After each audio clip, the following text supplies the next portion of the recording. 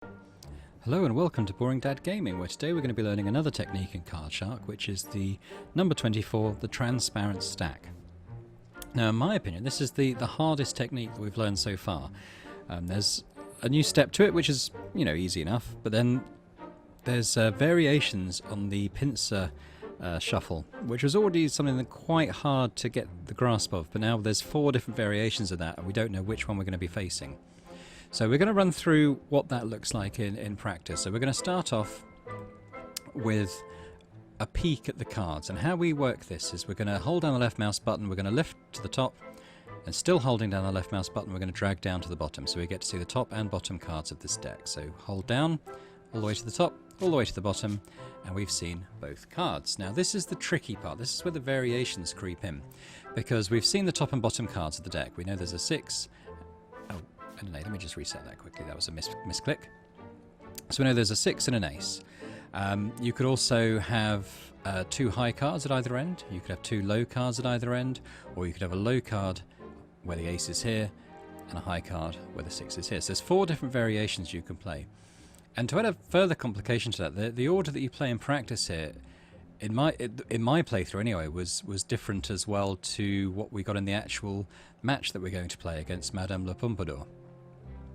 So you have to kind of really get used to these 4 variations in the practice and do them over and over again until you know what you're doing, because in the actual match you need to know sort of the fundamentals of it really in order to adapt. So we're going to run through this. We've started off with ace on the left and 6 on the right. Now for all 4 variations, the first thing you do is drag the left mouse button down for a shuffle. That's the first thing you do, and that also shows you where the first card is going to land. So we want to make sure that we're dealing the high card to the comp tier on the right, and the low card is going to land here. So what we're going to do, we're going to tap once. We've now got the 6 where it needs to be. So if we do our pincer shuffle now, the 6 is going to bump up here, and I think the ace will end up here. And then we just need to do another couple of taps to get it in the right place. So we've tapped once. We're going to pincer shuffle now, and then we can see the 6 is there and the ace is here. So there's a gap in between, and if we tap once, they've moved up, and if we tap again, the 6 and the ace should land where we want them to. So we're going to do that again. We're going to drop the cards in a shuffle. We're going to tap once. So we know that there's going to be a gap of 1 between the 2 cards that we want. Now we're going to do our pincer shuffle. So the cards are still in the wrong order, but they've got the right gap in between them. So we're going to tap once again. And we can already see that if we tap again, that the 6 will end up here and the ace will end up here, like so. So what we do now that the cards are in the right place, we're going to do an in-jog there. And then we're going to drag down a couple more times to finish off the shuffle, 3 times there.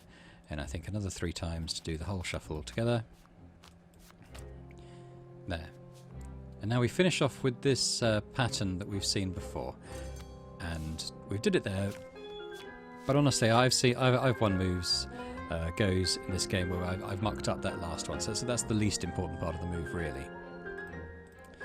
Now I'm going to practice again and try and look at the different card combinations and what you have to do.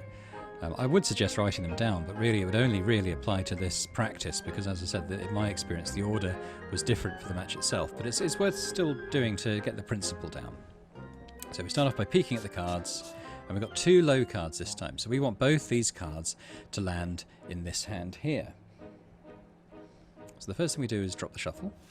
And we want to end up with these cards together, so I think the thing, if you want the 2 cards to end up with the same person, you've got to tap 3 times, I think. So 1, 2, 3. Now if we do the pincer shuffle, the new card will come in 2 ahead in the order. So if we do that there, we see the low cards have both landed in the same hand. So we're going to try this again. The 2 low cards. So to get any 2 cards, if it was 2 high cards, we'd be doing the same principle for the compt as well. So for 2 low cards, I'm going to drop that. To get them in the second hand in the order, we know that we're going to have to tap 1, 2, 3 times. 1, 2, 3 times. Now we do the pincer shuffle. The other low card is going to come in and skip 1 effectively, because we're drawing 2 cards. There we go. So now we're going to in-jog again and drop down. Finish off the shuffle.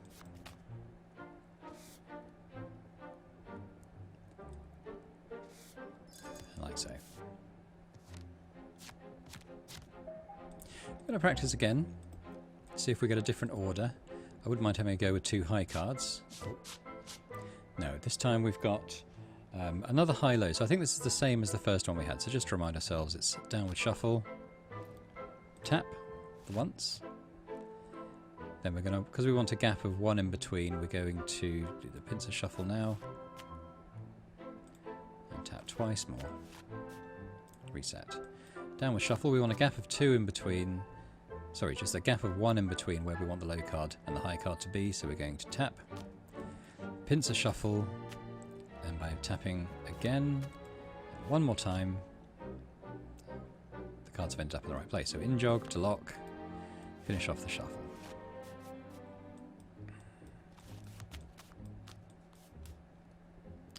And so, and we're going to do that again. I'd like to get to maybe the 2 high card variation. In fact, I might edit out anything in between, and we'll come back when I've managed to get it to that point. Right, so welcome back. I've managed to get to a point where I've got 2 high cards to deal with. We want both of these high cards to end up in the Comte's hand. So as with the other variations, we drop down a stack of cards. Now we want the king to end up in the Count's hand.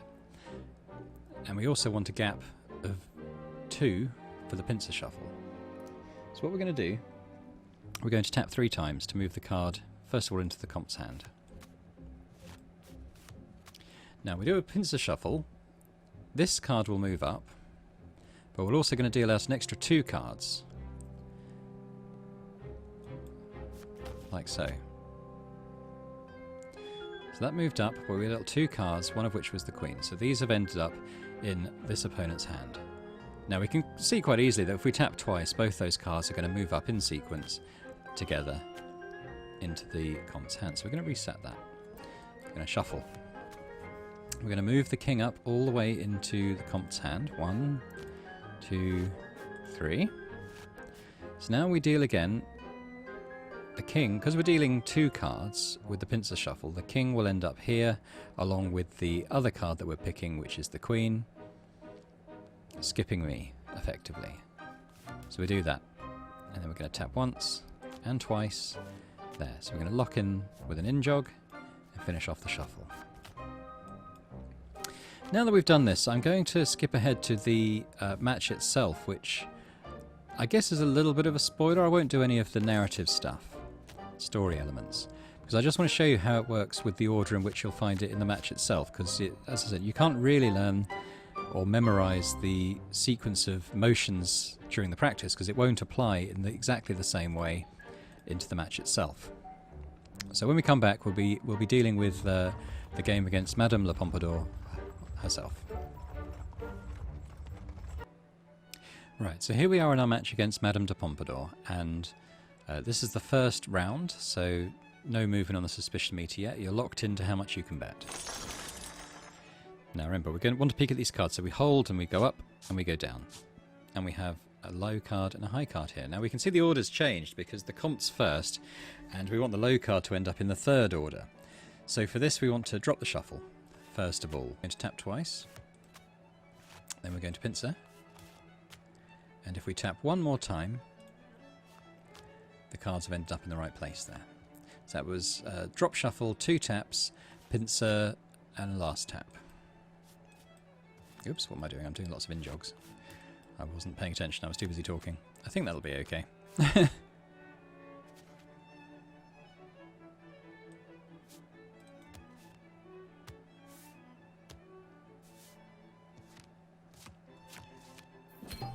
Alright, so that round was 1. Alright, this is the 2nd round, and we're going to see if we have to do anything differently. So bet the standard amount.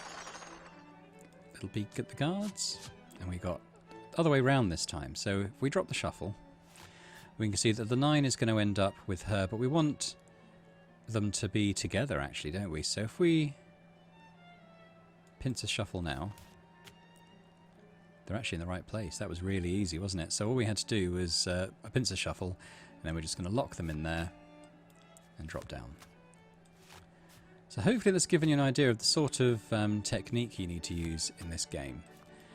It's really about not so much learning the motions in order, but learning what the pincer shuffle does in terms of the number of cards it drops, and how many you want to click along in the order to get the cards where you want them. It takes a little bit of practice, so I do recommend playing the practice rehearsal several times. Just stop that so we don't get any more narrative stuff going on. Well, I hope that was useful. As I said, this is, for me anyway, so far the most complicated technique in the game. It took a little while to get used to what it's asking you to do, and so if you get the chance to rehearse that, I would do it over and over till you know till you're very comfortable with how to manipulate the cards and the order in which they drop. So thanks for watching. I hope it was useful. If it was, then please feel free to like the video. That'd be great. And I hope to see you next time. I think it's going to be getting near the end now. This was the 24th of 28 techniques. We have 4 more to come after this. And I hope to see you next time. Bye for now.